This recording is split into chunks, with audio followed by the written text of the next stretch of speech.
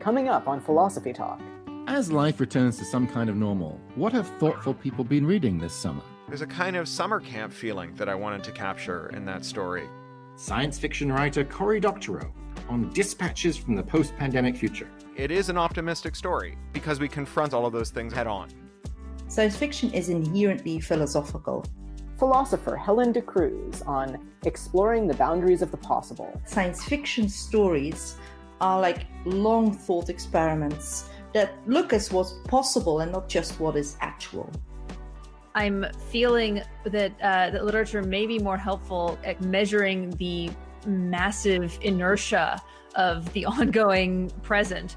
Stanford English professor Michaela Bronstein on post-lockdown fiction. What have you read this summer that challenged your assumptions and made you think about things in new ways? It's our annual summer reading list. Coming up on Philosophy Talk.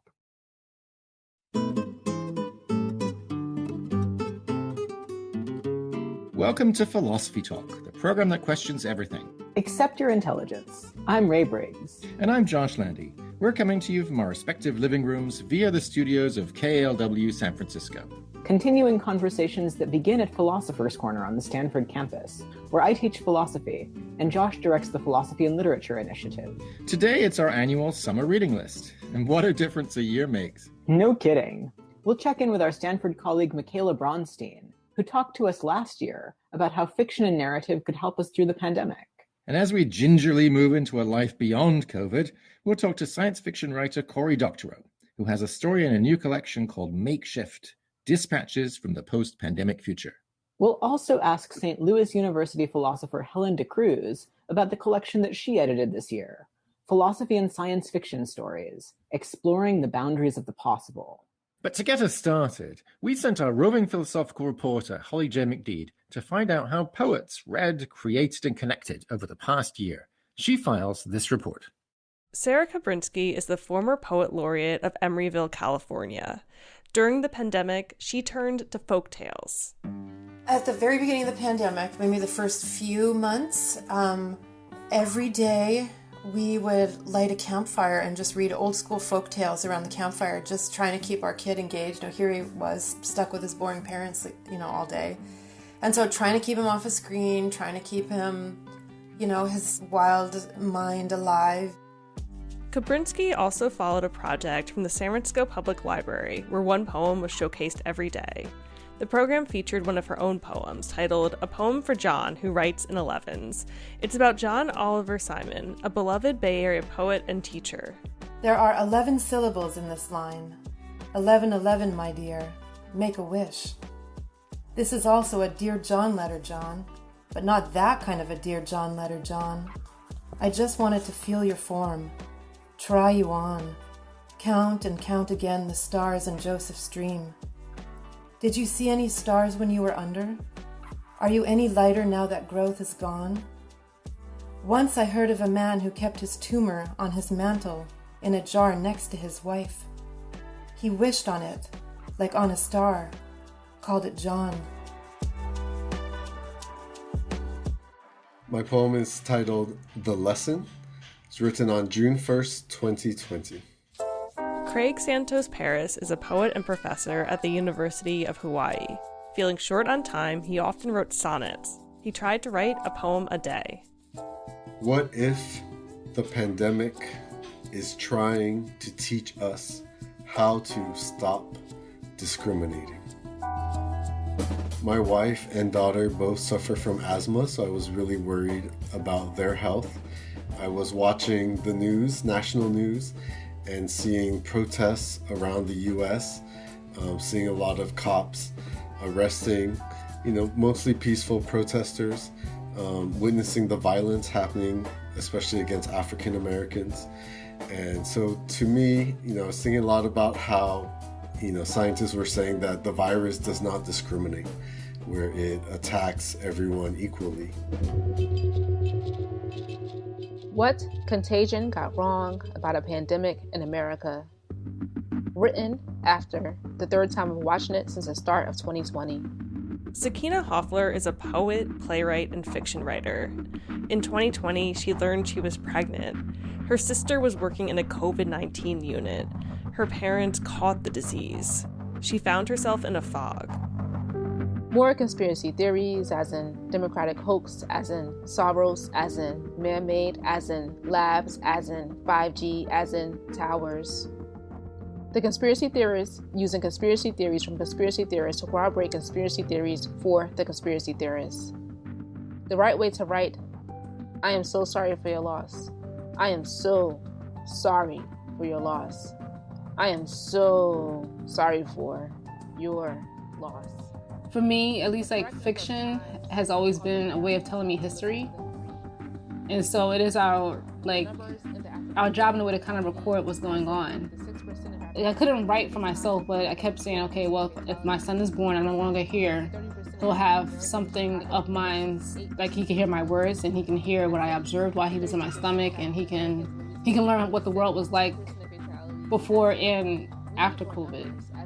When I say poetry is magic, and reading is magic, and it's, it can carry us to places sometimes we need to be when our own reality is too much for us to cope with. The correct number of times to start a poem and never finish. The right way to write, I am so sorry for your loss. The credits, as in expect an ending. For Philosophy Talk, I'm Holly J. McDeed. Thanks, Holly, for that rhapsodic report on rhythm and rhyme. I'm Ray Briggs. With me is my Stanford colleague Josh Landy. And today, we're compiling our annual summer reading list. A little over a year ago, as the pandemic took hold, we spoke to Michaela Bronstein, our colleague in the Stanford English department, about the value of fiction, stories, and storytelling to help us cope with anxious times. A year later, we thought we'd check in with her to find out what she is reading now that things are opening up. Michaela, welcome back to Philosophy Talk. Thanks for having me. It's nice to hear you all again. So, Michaela, last summer, you very helpfully explained to us how we can put reading to the service of getting through the pandemic. So I've got to ask, how did that work out for you? Well, if I remember correctly, I think I talked a lot last year about literature that engaged with the possibility of massive historical change, Right. And radical departures from the past as something we might find useful for getting through the pandemic. And I have to say, at the moment, I'm feeling that literature may be more helpful to kind of measuring the massive inertia of the ongoing present, both within the pandemic and right now as we all return to sociability. I will soon be teaching Mrs. Dalloway, and the kind of atmosphere of the opening up of a party and the newness of it is something that feels very relevant to me right now in a different way than I was talking about last year. And so what have you been reading recently, Michaela? I just finished the Richard Wright novel, The Man Who Lived Underground, which was published about a month ago, but written about 80 years ago at this point. It's a novel that was rejected by publishers during Wright's lifetime, probably in part because it very explicitly treats police brutality and torture to elicit a false confession. And Wright published a novella version of it during his own lifetime, but only just this year do we have access to something like the full novel he intended. So, Michaela, can you tell us a little bit more about this novel? Yeah. So The Man Who Lived Underground is about a Black man named Fred Daniels who is picked up by the police. They think he's committed a heinous murder. He has not. He is tortured until he gives a false confession. He eventually escapes the police and winds up in the sewers, where he explores a variety of places from the sewers that he's able to get access to, including a morgue, various businesses, a church, and a film theater. And eventually, he while he's down in the sewers, he comes to a different way of viewing the world. That also sounds really similar to a lot of the things that happen in Ralph Ellison's novel Invisible Man.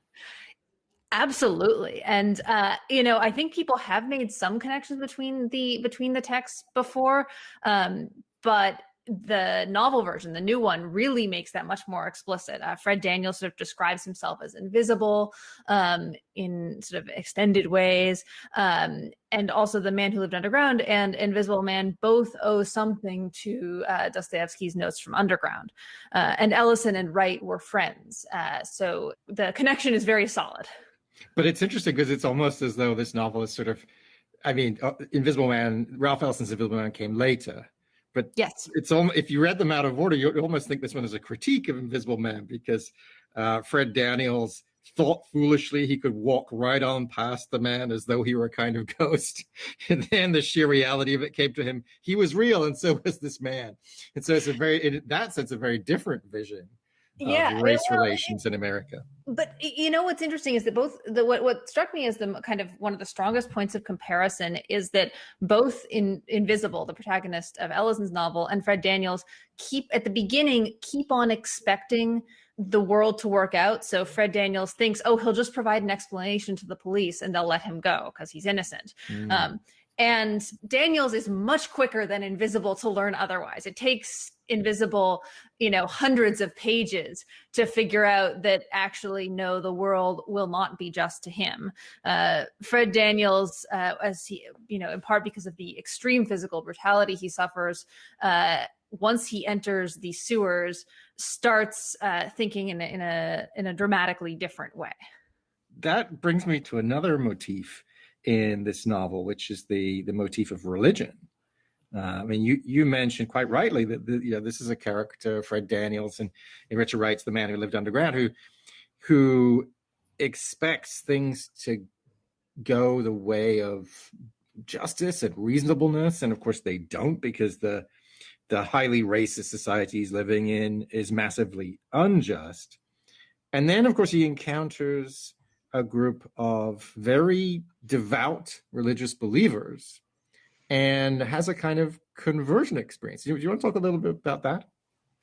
Well, I think just to set the scene a little bit, Wright actually intended the novel to be published with an essay, Memories of My Grandmother, which describes this whole novel as an attempt to capture her Seventh-day Adventist view of the world, in which the world is simply less real than God's truth, which is not quite in the world.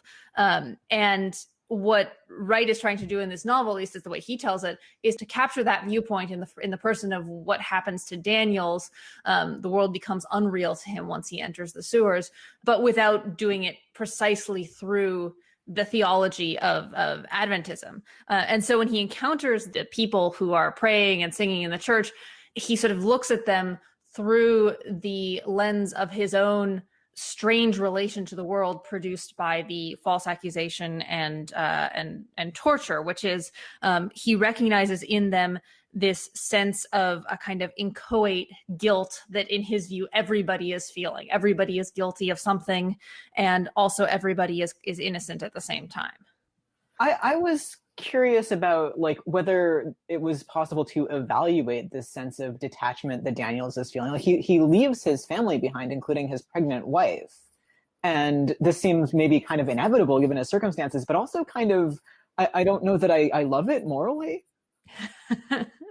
Yeah, not just pregnant. I believe she's actually giving birth at near the beginning of the novel. Yeah, and doesn't Wright say in his discussion of the story, take it as an indictment of religion, if you will?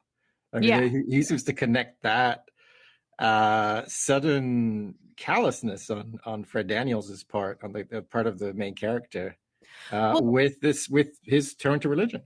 Yeah. So, it's also an indictment, and it's in part, to the extent that it's an indictment of religion, it's also that is part of the indictment of the American criminal justice system, which, by dint of accusing people of having committed crimes, renders them in some way guilty.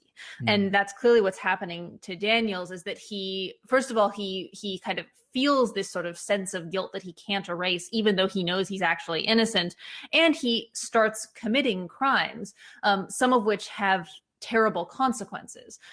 He steals things from these various businesses that he's able to access, and then he witnesses other people being accused of the crimes that he has in fact committed, one of whom, upon being accused, kills himself. So I don't think Wright is praising this detachment, in part because what he's saying is that this is one of the terrible consequences of the life that Black Americans have to live every day.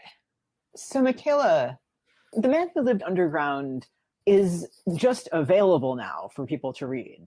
But is there a reason why it's especially relevant reading for this summer? Well, I think the line in every headline about the novel has been accurate, that it's a novel about police brutality, and it suddenly seems, well, not that suddenly, but I think it arrives at a moment where people are really looking at the long history of law enforcement's abuse of Black Americans. And this novel, which starts with that up front and then uses that as a jumping off point for a much broader consideration of Black religion and many other kind of textures of experience, seems to me very timely. Well, Michaela, this has been a wonderful conversation about a fantastic book. Thanks so much for joining us again. Thank you for having me. It was great to talk. Michaela Bronstein from Stanford University on Richard Wright's The Man Who Lived Underground. You're listening to Philosophy Talk, and today we're putting together our annual summer reading list. Coming up, we'll ask science fiction writer Cory Doctorow about dispatches from the post-pandemic future, and philosopher Helen Cruz about exploring the boundaries of the possible. Thought-provoking reading for a post-pandemic summer, when Philosophy Talk continues.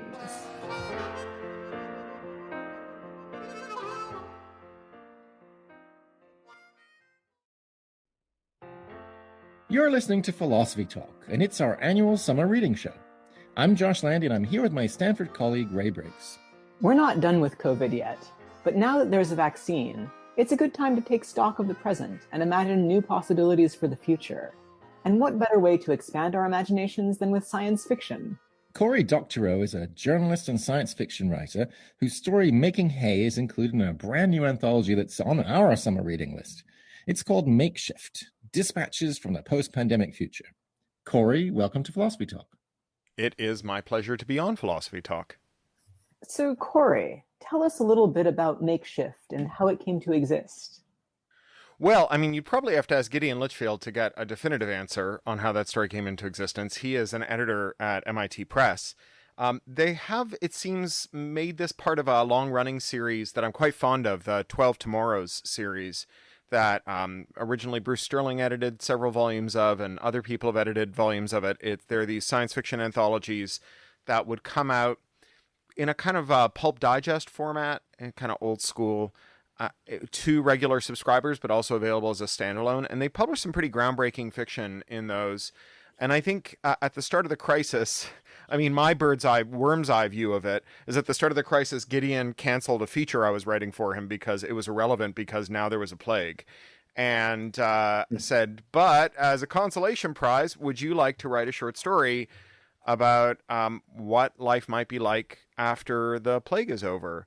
What futures we might have on our horizon. And so I was working on a novel called The Lost Cause that I have just turned into my editor. I just turned in 2 novels to my editor and a nonfiction book to another editor. It's been a very productive plague for me. It turns out that anxiety makes me work. So I was working on this novel called The Lost Cause, and I decided that I would flesh out the world by writing a short story set in that world using one of the minor characters. And it was, I think, successful enough that Gideon bought it. And I'm very happy with how the novels turned out, too. So it was a great kind of peripheral activity for a main activity that I was already working on. So your universe seems really optimistic to me, I have to say. So in your story, Making Hay, we've got a young person who travels to San Juan Capistrano to take part in a really well-organized economy that's addressing the problems of climate change.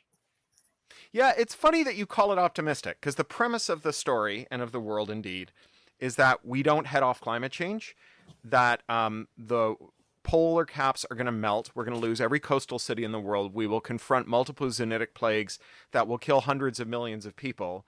And yet, I agree, it is an optimistic story. And it's an optimistic story not because all of those things aren't going to happen, but because we confront them head on.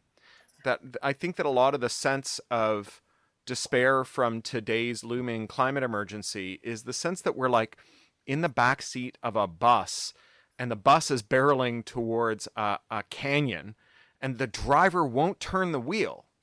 And, you know, we know if the driver turns the wheel, the bus is going to roll and a bunch of us are going to break our legs and smash our teeth out and whatever. But we also know that if the driver doesn't turn the wheel, we're all going to die. And this is a novel about people seizing the wheel, about confronting the long, significant, almost unimaginable challenge that faces us and saying, you know, we're going to eat this elephant one bite at a time. And, you know, that includes doing things like relocating every coastal city 20 kilometers inland over the next 200 years. Yeah, that was why I called it optimistic, because people coordinate and get it together and do things like stop working when their solar panels aren't catching sun. Instead of spending a bunch of fossil fuel to work, they don't do sort of things just because they've been told to, but they actually think about, will this contribute to climate change, and will this like help us solve the problems that we've created? So that seemed encouraging. So look, yeah. As a civilization, we spent a lot more time organizing our labor to the rhythms of the sun than we did trying to replace the sun when it wasn't shining. Right? The reason the story is called Making Hay is because you make hay when the sun shines. And the idea that you could use this stuff that we have all around us, this coordinative networking stuff, to find stuff to do, right? Just, you know, the real reason that we all take our weekend on the weekend and that we all work from 9 to 5 and so on is the least worst way to coordinate all of our efforts. You know, if you take a week off work and your spouse doesn't, you know, I did that this year. It's fine, right? But it's not a holiday. And what this does is it becomes a kind of Tinder-style matching app not for sexual partners, although people do that too, but for people to play a pickup game of football in the park, or people to, you know, cook a big old dinner. And, you know, it extends out through the world. So one of the things they've done is replaced high carbon aviation with low carbon Zeppelins, because Zeppelins are cool and I write science fiction novels. And the Zeppelins go wherever the wind is blowing. You don't know where you're going when you get in the Zeppelin. But as soon as you find out, the app will tell you who's there. Right? It'll figure out who, you know, your second cousin's old high school pal is there, and they've got a sofa to crash on, and here's the 7 things you'll enjoy doing, and here's 15 other people who are going to be in town at the same time as you, who you probably get along with, and you just get to try it out. And, you know, that is in many ways more luxurious, right, than the rigid alarm clock that goes off every morning at 8 and then, or 6, and then, you know, having to sit down and eat your dinner at 7 because you need to be in bed by 9:30 because your alarm clock is going to go off the next morning. Having a more improvisational, fluid style that is characteristic of mobile applications that we have today, why wouldn't we extend that to all forms of leisure and work?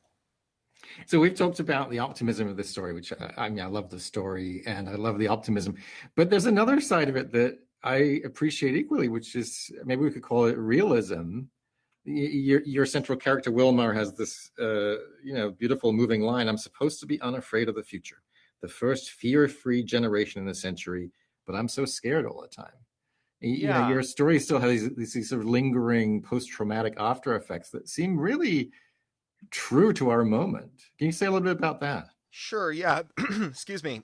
The world of the story is set after a successful Green New Deal that comes about through a kind of remarkable series of coincidences, kind of threads this really improbable needle that gets us there.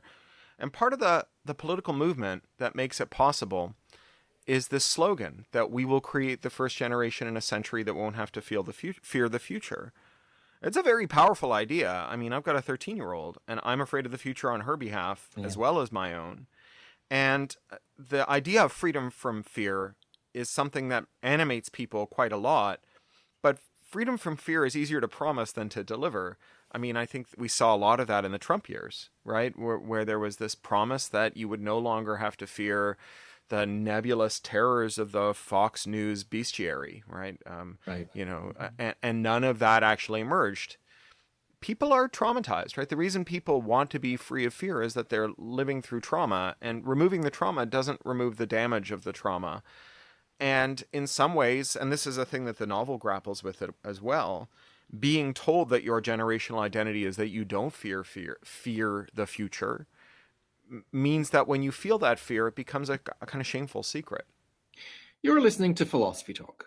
We're talking to Cory Doctorow about his story, Making Hay, part of the anthology Makeshift, Dispatches from the Post-Pandemic Future.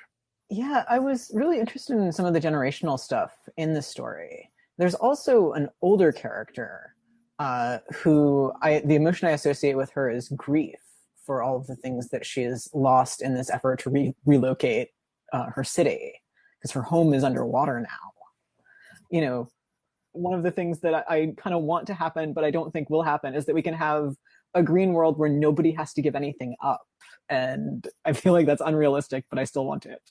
So look, we can give up a lot of things that we'll feel glad about in retrospect, even if we romanticize them. I am a homeowner of a modest 3-bedroom home in Burbank, California, and about once a month I need to make a hole in a wall. And so I have a drill. And because I only need to make a hole once a month, I have bought the minimum viable drill, just like all of my neighbors. And it occupies an enormous amount of space in a drawer right beside me. And the fact that it doesn't shower me with white-hot shrapnel every time I make a hole is really quite a remarkable thing, given what a terrible piece of equipment it is. And this idea that we will all own our own drills, and that we all own our own cars, and that we all own our own lawnmowers and other things that we use seasonally or rarely, that's not really a luxury, right? The luxury part of it is that it's deterministic. I can always lay hands on the drill. The unluxurious part is that it occupies a lot of space and it's a terrible drill. And you could imagine something that the Seriously Wrong podcast out of British Columbia, they call it library socialism, where you have these highly networked objects that know where they are, that know how they're used, that know how to send in telemetry that lets the next set of the objects like them be better made, that circulate in abundance, that, you get the best of both worlds. You get the greatest possible drill, and you don't have to keep it in your house when you're done with it. But there is going to be like a real sense of loss. People are going to miss stuff that objectively wasn't great, and they're going to associate that loss with the trauma that resulted in its disappearance. I am the grandson of a war refugee. My grandmother was 12 years old during the siege of Leningrad, and for 3 years worked in the Civil Defense Corps, hauling corpses and bringing ammunition up to the lines and digging trenches and so on, until she was evacuated across the winter ice and inducted into the Red Army. And my grandmother had a kind of romantic longing for her girlhood, even though it was objectively terrible, that was mixed with the trauma of her girlhood. And it was all mixed up with the fact that she became an exile when she came to Canada because of the Cold War, and 15 years went by before she saw her family again. And, all of that stuff kind of swirls around. And, the cozy apocalypse genre, the John Wyndham stories, the stories like On the Beach by Neville Shute that were in vogue after the war in the UK, were all stories about middle-class people missing the time when working-class people knew their place. Neville Shute writes a lot about his mom not being able to walk into her favorite shop anymore without being sort of elbowed aside by like some working-class oik who had gotten above their station. And, those cozy apocalypses were full of good middle-class people going to ground at a time in which all of the unnecessariate were eliminated by comets or radiation or man-eating plants or whatever, and where they could then emerge as the true lords of creation they were always destined to be, with just enough forelock tugging pearls around to kind of take care of them. That's always going to be in our story. So we've talked about the optimistic elements of your story, and we've talked a little bit about the realist, kind of bullet biting side of it. One other thing I wanted to ask you about is there's a kind of really beautiful intermediate mood that's captured by another of the characters called Teresa, who talks about pretending, that, she knows that we're going to need more than just gumption. We're going to need hope, and we might need more hope than is strictly warranted. So that's where I wonder whether the science fiction can do some work. Like, just imagining this kind of optimistic future is, helping us to fake it till we make it. Well, it's a very Daniel Dennett-ish idea, right? That you can have this intuition pump where you can rehearse what a barbaric response to tragedy would be and what a noble response to tragedy would be. And you can rehearse it in your mind. And then when the moment arrives, just like someone who's, done their fire drills and knows when they smell smoke that you run straight for the fire exit without even having to think about it, which is, it's hard to think rationally when the smoke is in your room, that when the crisis arrives, if we've all had our intuition pumps primed by stories of nobility that begets, that rips victory from the jaws of defeat, then we can be those noble people when that moment arrives. Mm. And, contrary-wise, the cheap dystopia, where you have man versus man and man versus nature as a twofer, where the, tsunami blows your house down and then your neighbors come over and eat you, that primes your pump for exactly the wrong thing, right? For the idea that, like, when the crisis hits, instead of having the background hum of the petty grievance stop and having that ringing clarity where you realize you should really go and dig your neighbor out of the rubble, that's, if you've read too much of those cheap apocalypses, that's when you run for your shotgun, convinced that your neighbor isn't going to come over with a covered dish, but, with a knife and fork. So Cory, really enjoyed talking to you about your story in this anthology. I wonder if you have any other reading recommendations for our listeners. Yeah, I read an awful lot, and the book that I have sitting on my shelf that I've been really looking forward to digging into is John Green's book, The Anthropocene Reviewed. And it's a collection of radio essays that he did, or podcast essays that he did, where the conceit was that he would give two things a rating out of 5 stars. And one might be vaccines, and the other one might be watching penguins at the zoo. And he would use these as a kind of prompt to create a study in contrasts. They were always very witty and very sweet, very, very heartfelt, as is the mode of John Green, and clever, as is the mode of both of the Green brothers.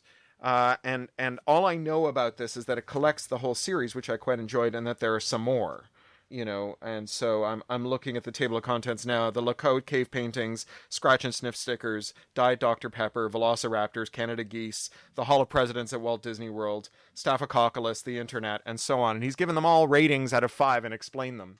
So I'm looking forward to digging into that. Well, all right, I'd better go order that book. But thank you so much for joining us, Cory. It's been a pleasure. The pleasure was all mine. Thank you very much. Science fiction writer Cory Doctorow, author of Making Hay. You're listening to Philosophy Talk, and today we're compiling our annual summer reading list. Coming up, Josh and I are clearly fans of science fiction. But is there more to sci-fi than interstellar space travel and little green men from Mars? Could science fiction be a way to do philosophy? Exploring the boundaries of the possible, when Philosophy Talk continues.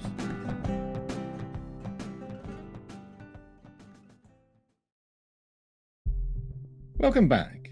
I'm Josh Landy, and this is Philosophy Talk, the program that questions everything. Except your intelligence. I'm Ray Briggs. Today, it's our annual summer reading episode. Thought-provoking books for thoughtful summer reading. Helen Cruz is a professor of philosophy at St. Louis University. She's also co-editor, along with Johan de Smet and Eric Schwitzgebel, of Philosophy Through Science Fiction Stories, exploring the boundaries of the possible. Helen, welcome to Philosophy Talk. Hello, glad to be here. So Helen, this book you co-edited earlier this year was a shoo-in for our summer reading list. How did that all come about? Science fiction is inherently philosophical. And so a few years ago, I think it was in 2017, I organized a workshop on science fiction and philosophy.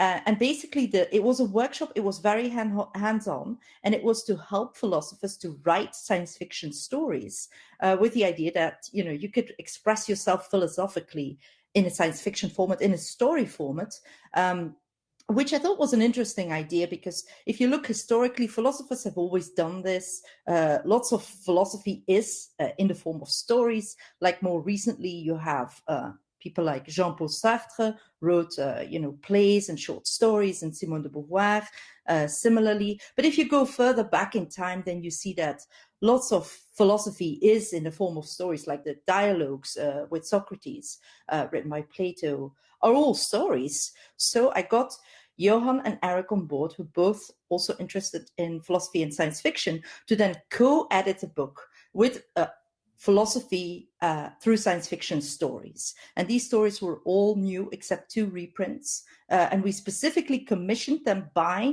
philosophers and by professional science fiction authors on the topic of philosophical science fiction. So, Helen, you said that science fiction is inherently philosophical. What about it do you think makes it inherently philosophical? So I think that a lot of philosophy is that we wonder not just what is happening and what is the case, but also what is possible. Like, why did we end up the way we did? So we're exploring, and that's the subtitle of the book, is exploring the boundaries of the possible. And so science fiction does an excellent job in doing that by looking at what if the science would allow us to, have interstellar travel, for example, or what if the science was able to upgrade our bodies to all sorts of ways, to all sorts of things that bodies could do that they can't now do. And what are the ethical implications of that? And in order to really get to grips with that, one of the ways you can do that is to just think about it and make thought experiments. So in a sense, I think that science fiction stories are like long thought experiments, like long thought through thought experiments that look at what's possible and not just what is actual. Yeah, it reminds me of something that Johan says in your wonderful book, where he's talking about, in particular, about utopias, and saying we really need utopias because, when we think about the future, our imagination is limited. It's almost like the anchoring effect. Our imagination is limited by what we see around us. And so we need these imaginative writers to kind of throw us far afield. So that we don't just sort of limit ourselves to what we see now with a couple of tweaks. One of my favorites is The Intended, which is by David John Baker. It's another vision of what seems like a utopia, but turns out not to be entirely without its issues. And one of the things I love about it is you have in this book people write reflections on their own stories, and Baker says, I write a story when I feel like all I have is a question. When I have an answer to a question, I write a philosophy essay. And that's one of the things I really love about this volume. You say in your introduction that, in a story, you can leave things unsettled, right? You can present the complexity of things. And so is that, when you look at this volume as a whole and all the stories in it, does it feel like you were successful in that, in presenting stories that do philosophical work, not necessarily by teaching lessons, but by, expanding imagination, asking difficult questions? I mean, Johan at one point talks about inducing doubt and wonder. Is that how you see these stories as a set? Yes. So one of the things that we think that science fiction can do, or that stories in general can do, and that unfortunately, philosophy, particularly as it's practiced now. So philosophy these days is writing papers of about 8,000 to 10,000 words where you defend a specific point. Like, in this paper, I'm going to argue that fake news can be analyzed like this. This is the definition of fake news. And I'm going to talk about that it's not like other people have proposed. This is my definition, and it works because of these reasons. So that's a typical philosophy paper. But the problem is, the philosophy paper these days doesn't really give us a sense of wonder because, as the author, you have to sort of give in a bite-sized unit. You have to give this is what I'm saying. Here is my brilliant argument that nobody thought before. Is my contribution to the literature. Whereas I think with stories, you can just leave it. You don't have to adjudicate. And sometimes not adjudicating is better. I mean, if you think about, for example, So you have the Brothers Karamazov, often used in philosophy of religion classes. So in Brothers Karamazov, there's this whole discussion where you have two people and they're talking, and one of them says, evil is so horrific, I want to give back my ticket. I just don't think, that a world like that, it's not that I don't believe in God, but it's just horrific, and I just don't want to be a part of it. And that's beautiful in a sense, like, you could write this as a sort of argument about, here is why I think that the problem of evil is unsurmountable evidence against theism. And there have been papers like that, but there's still something poetic about just having a character present that, or having it happen in the story in such a way that you can draw your own conclusions. That's beautifully put. And that's the way I felt reading Adjoiners, this gorgeous story by Lisa Schoenberg about a woman with a kind of mind implant that allows her to be inside an eagle's mind. It's so fantastic. And it, she ends in her reflection with all of these unanswered and very difficult questions, like, can you commit a crime against yourself? Can you commit a crime against your future self?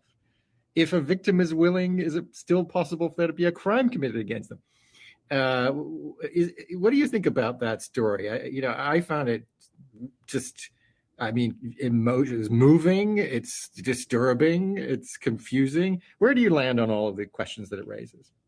So that story is really fantastic. I agree with you. Like, overall, I think the collection is really great, really strong. This story in particular, the way it came about was, well, obviously it didn't come about, but the way that ended up in our collection was that I organized, with money from the American Philosophical Association, I got a small grant to organize a short story competition. Yes. And so we thought, philosophical short fiction, we won't be getting many entries. And then we got 700 entries, like 700. It was horrendous. Like, the committee that was going, like, they said, we didn't sign up for 700 entries. And so that was terrible. But the reason is just that the fiction writing market is a really cutthroat market, and people are always looking, to distinguish themselves with prizes. And, the show's good for agents. Like, if you want to put your book out for an agent, you say, look, I won this prize. So we got inundated. But the person who won is a philosopher. So Lisa Schoenberg is a philosopher, professional philosopher who writes fiction.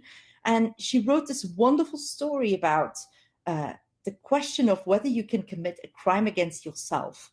And I think that here, the story format is really the best way to explore that question. Like, you could do, if you wrote it in just like regular philosophy, then you'd still have to do something like a thought experiment, which is just like a really short story anyway, right? So I think it's really great. It exemplifies what we wanted to do with this collection. You're listening to Philosophy Talk's annual summer reading special, and we're talking with Helen Cruz from St. Louis University, co-editor of Philosophy and Science Fiction Stories, Exploring the Boundaries of the Possible. So Helen, did you find that there was a difference between how philosophers or people who think of themselves as mostly philosophers approach writing a short story and people who think of themselves as mostly science fiction authors? I'm not sure. Like, you would think, yes, that there would be a huge difference. But actually, if you look at so each of the authors, both the science fiction authors and the philosophers, wrote story notes to basically explain what was happening in their story. And it's interesting to see that also the professional authors, so like Aliette de Baudard and Ken Liu, for example, and the other ones as well, those are full-time science fiction writers. But nevertheless, if you look at that, that's very philosophical, the stuff that they discuss. So Ken Liu, for example, talks about this, this sort of worry about if you start using machines, then, before you know it, they take over our humanity. And that's a deeply philosophical question. So actually, I thought the gap was not as big as I thought it would be, both in the writing and in the writing of the story notes. I'm actually surprised by that point about Ken Liu's story notes, because I didn't think that his story had to do with machines taking over humanity. I thought it had to do with taking something that was individually advantageous and everybody having a reason to do it, and then that harming sort of everybody overall. So I think it's really interesting that I thought the moral of his story was something different than he thought the moral of his story was.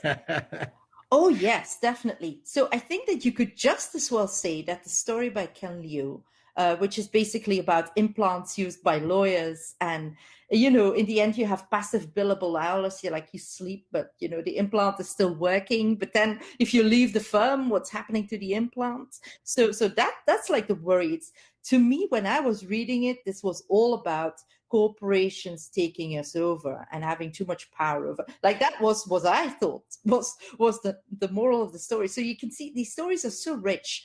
And I thought this was interesting, but Aliette de Baudard was at our book launch and she said, so people ask, do you start out with a philosophical point and do you write a story like that? And she said, no, I just try to think of, this is a nice idea. Let's think about what would happen if, And then at the end, when she's written the story, then she says, this is what the story was really about. I didn't know it would be about the importance of, domesticity and having a home life rather than a life of glory. I didn't know it would be about that, but it turned out that that's what it was about. So very often there is so much rich material packed into a story that even the author themselves can't really know what it's all about. And Helen, what are you looking forward to reading this summer? So this summer, I will be reading a lot of short fiction because I'm co-editing this book with Eric Schwartzgebel and Rich Horton, which is classic philosophical fiction. So we'll look at like really old stuff like Thomas More and see if we can sort of excerpt things from that. And it's all philosophical science fiction. So we'll look at Kepler's Somnium, which is like this really bizarre science fiction story written by Johannes Kepler about a witch and her son, and traveling to space. And you're going to look at Cyrano de Bergerac, Voyage to the Moon? Yes, we might. So the problem is it's a novel. It's not really a short story, but we consider excerpting Cyrano de Bergerac and potentially a few others of these 18th century. So the 18th century science fiction is so interesting. Like there is... Voltaire has that lovely story, Micro Megas, right? Yes, he does. That's also quite long, but maybe incorporable. And then he also wrote a really short story that's sort of funny about religion. Anyway, so I'll be basically busy looking into all of these and trying to see, and we will, all three co-editors will do this, and we'll see what we can get out of there. Well, Helen, thank you so much for joining us today. Thank you for talking to me about the book. Helen de Cruz from St. Louis University, co-editor of Philosophy Through Science Fiction Stories, Exploring the Boundaries of the Possible. You can find all the books we've talked about on today's show, along with other recommendations from our listeners, over at our website, philosophytalk.org. Now, in case you're in the mood for some speed reading, it's Ian Scholes, the 60-second philosopher. Ian Scholes, summer reading does seem to be among those things, along with, AOL, Nash Ramblers, Yellow Cabs, and Civility in Politics, that will soon only be seen from a rear view mirror, unless we have one of those cars that drive themselves, in which case we'll be asleep in the back seat. And only the robot steering the car will be paying attention. Such lists usually emanate from book review sections of your newspaper, if you still have either of those. Scholastic, the publisher of kids' books, still has one, along with a reading fair, reading clubs, and summer reading certificates of achievement, which all makes sense when you're trying to plug the sale of your own books. I don't know if they still do this, but the release of the little Scholastic book catalog was a huge event in my grade school with a deadline for ordering. My mom would let me know I could order 3 books, and I would pour over the selections with care. When the time came, Mother would safety pin dollar bills to my shirt, which had my name embroidered on it, by the way. And 6 weeks later, I'd be the proud owner of more books about dogs, which are mutts, horses, which are amazing, and paper boys who solve a mystery. Nowadays, thanks to Harry Potter, Scholastic no longer has to drag entire classrooms into their book hustle racket. They've got it made. Scholastic titles seem to dwell on that sweet spot of books you like that are also good for you. That is, they had some highly specific social relevance. Bicycle safety or playing with firecrackers or the importance of family, often set in a familiar social milieu, yet they didn't have that glaring self-consciousness which plagues young adult fiction these days, in which you must have a child of mixed race leading the ragtag, racially mixed, gender-fluid gang of pals in their mission to defeat the wizard who just moved into the ranch-style home at the end of the cul-de-sac. Meanwhile, in the real world, there's an army of trolls paid by the cancel culture to make sure that you don't use outdated idioms racistly. Use the proper cliches or get out, all of which makes you want to just throw books across the room and turn to Twitter for relaxation. Because that's the curse of summer reading, as opposed to be relaxing. And our enforced year off, thanks to COVID, has proved that we are incapable of relaxing. Kvetching, whining, demanding recounts, snorting with derision, we're good at that.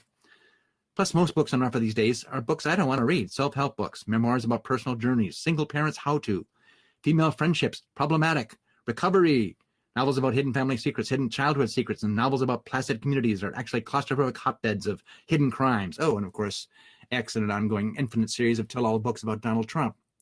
Of course, I've been reading up a storm since last summer's reading list.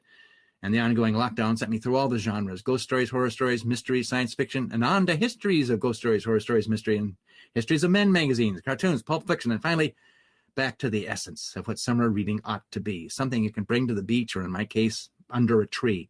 Comic books are what you need. Stick one in your back pocket and go. Maybe grab a lemonade, sit down in the shade, turn to the ongoing adventures of the Spirit or Batman or Black Hawk's gang of ace pilots fighting Nazis in the sky and on the ground. And if you finish the comic before your lemonade, go back and look at the ads. They're very restful. Chihuahua in a coffee cup, 100 soldiers in a trunk. Make your own go-kart, crazy labels, hypno coin, skull ring, monster masks. Then take a nap under the tree and may your dreams be untroubled by vote counts, or even by the guilt you were bound to be feeling for spending $20 on a vintage comic book just to take it out of the bag and cram it in your back pocket. What are you, 12? This is why we can't have nice things. I gotta go.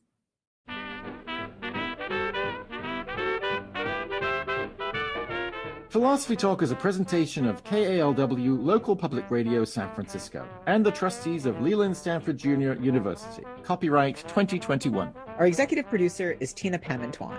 The senior producer is Devin Strolovich. Laura McGuire is our director of research, and Cindy Prince-Baum is our director of marketing. Thanks also to Merle Kessler and Angela Johnston. Support for Philosophy Talk comes from various groups at Stanford University and from the partners at our online community of thinkers. The views expressed, or misexpressed, on this program do not necessarily represent the opinions of Stanford University or of our other funders. Not even when they're true and reasonable.